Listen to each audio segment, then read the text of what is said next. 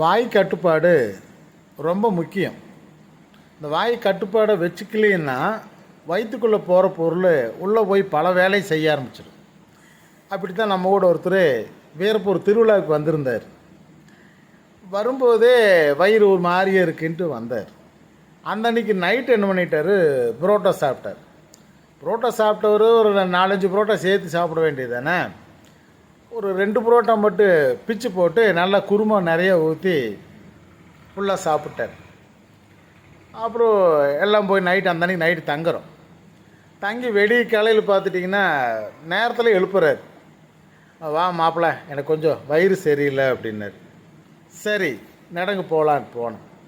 போயிட்டு காட்டு பக்கம் ஒதுங்கிட்டு திரும்பி வந்தோம்.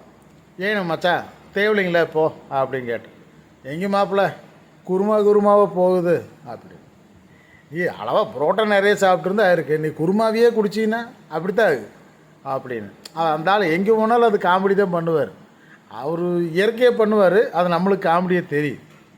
அப்புறம் அப்படியே வந்தார். வாய் கம்முன்னு இருக்காது இல்லையா, இன்னும் வவுறு காலியாகி போச்சு. சாப்பாடெல்லாம் செஞ்சோம், சாப்பிட்டோம். நல்லா மட்டன் விருந்து, கெடா விருந்து, நல்லா புல் கட்டிட்டார். அப்புறம் மட்டனுக்கு சாப்பிட்டோம்னா ரசத்தோடு கரைச்சி குடித்தா தான் அந்த ஜீரணம் ஆகிற மாதிரி இருக்குது. சாயந்தரம் நேரம் சாயங்காலம் ஒரு 6-7 மணி இருக்குது. ரசம் வச்சாங்க. ரசத்தில் மிளகாய் இதெல்லாம் கரைச்சி ரசத்தை ஊற்றுனாங்க.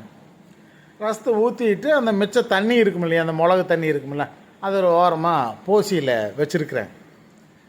இவர் ஃபுல்லாக சாப்பிட்டு முடிச்சதுக்கப்புறம், ரசத்தோடு சாப்பிட்டு முடிச்சதுக்கப்புறம் வயிறு ஒரு மாதிரி இருக்கு மாப்பிள்ள அப்படின்னாரு. சரி நடங்கு போகலாம் அப்படின்னு. போகும்போதே சொல்லி போட்டு போனார், ஏதோ ஒரு போசியில் தண்ணி கொண்டு வாங்க மாப்பிள்ள அப்படின்னாரு. நான் போசி எங்கெங்கே இருக்குது அப்படின்னேன்.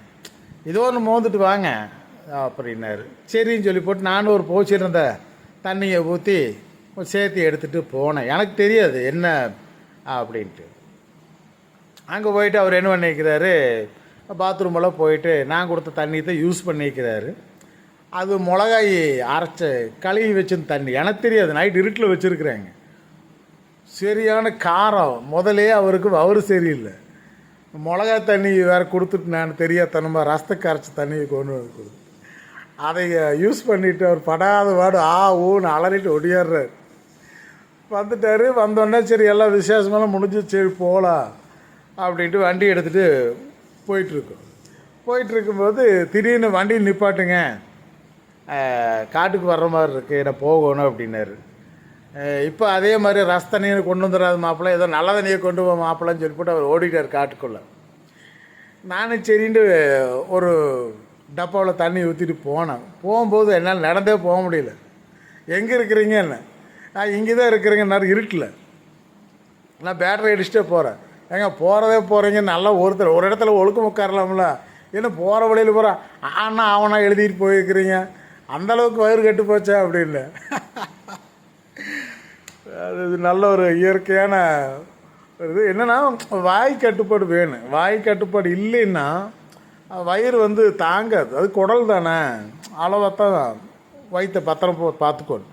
பத்திரமா பார்க்க மட்டும்னா போகிற இடத்துல ரொம்ப சிரமத்துக்கு ஆளாகணுங்கிறது தான் இந்த சின்ன கதை.